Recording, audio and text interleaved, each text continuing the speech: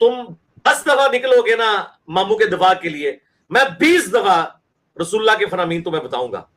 اور یہ میں جب تک تم ماموں کے نام کا کلمہ نہیں نہ پڑھ لیتے اس وقت تک میں نے تم لوگوں کو نہیں چھوڑنا، اس کے بعد میں نے چھوڑ دینا آپ کو کہ میرا کام ہو جائے گا۔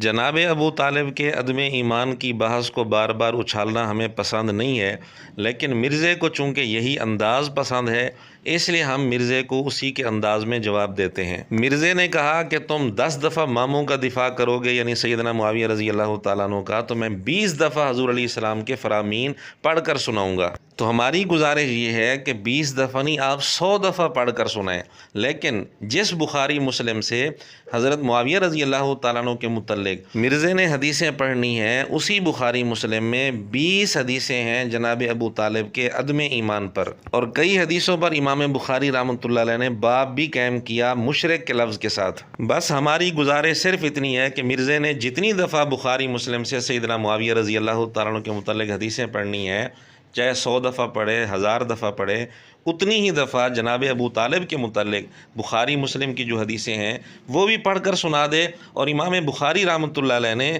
ان پر جو باب قائم کیے ہیں وہ بھی پڑھ کر سنا دے۔ اور چونکہ یہ انداز مرزے نے اختیار کیا اس لیے ہم بھی کہتے ہیں کہ جب تک مرزا بخاری مسلم کی یہ حدیثیں نمبرنگ کے ساتھ پڑھ کر اپنی ویڈیو میں نہیں سناتا اور ان حدیثوں پر امام بخاری رحمۃ اللہ علیہ نے جو باب قائم کیے ہیں وہ پڑھ کر نہیں سناتا، اس وقت تک ہم مرزے سے مطالبہ کرتے رہیں گے۔ ہاں، یا تو مرزا ابو طالب کا کلمہ پڑھ لے، پھر ہم ایسے مطالبہ نہیں کریں گے کیونکہ ہمارا کام ہو جائے گا۔ یہ ساری گفتگو ہم نے مرزے کے انداز میں کی ہے الزامی طور پر۔ رہ گئے حضرت ابو طالب، ان کے بارے میں اختلاف پایا جاتا ہے،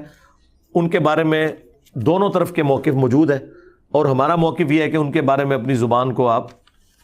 کنٹرول ہی رکھیں۔ کیوں مرزا جی کنٹرول کیوں رکھیں جب بخاری مسلم کے اندر 20 حدیثیں موجود ہیں، نبی پاک صلی اللہ علیہ وسلم کے فرامین موجود ہیں، امام بخاری رحمۃ اللہ علیہ نے مشرک کے لفظ کے ساتھ باب قائم کیے ہیں، تو پھر زبان پر کنٹرول کس بنیاد پر رکھا جائے؟ یہی بات جب سیدنا معاویہ رضی اللہ تعالیٰ عنہ کے متعلق امام احمد بن حنبل رحمۃ اللہ علیہ اور دیگر علماء نے کی تو مرزا کہتے ہیں میں ان کے فتوے کو مانتا ہی نہیں، میں ان کے فتوے کو فراڈ مانتا ہوں، یہ ہے وہ ہے، اور مرزا کہتا ہے جب بخاری مسلم میں حدیثیں موجود ہیں میں تو بیان کروں گا۔ اور بھائی یہاں بھی بخاری مسلم میں حدیثیں موجود ہیں نا، ان کو کیوں نہیں بیان کرتا انٹرنیشنل نمبرنگ کے ساتھ؟ بخاری مسلم کی یہ 20 حدیثیں مرزا اپنی ویڈیو میں پڑھ کر کیوں نہیں سناتا اتنے ہی جوش و جذبے کے ساتھ جتنے جوش جذبے کے ساتھ 2812 سناتا ہے؟ یہ فرق کیوں ہو رہا ہے؟ یہ دوہرا معیار کیوں ہے؟ یہ منافقت کیوں ہے؟ کیا یہ دوہرا معیار صرف اس وجہ سے کہ کہیں مرزے کے ابے مرزے سے ناراض نہ ہو جائیں، یا کہیں یہ وجہ تو نہیں کہ مرزے نے جناب ابو طالب کا کلمہ پڑھ لیا ہے؟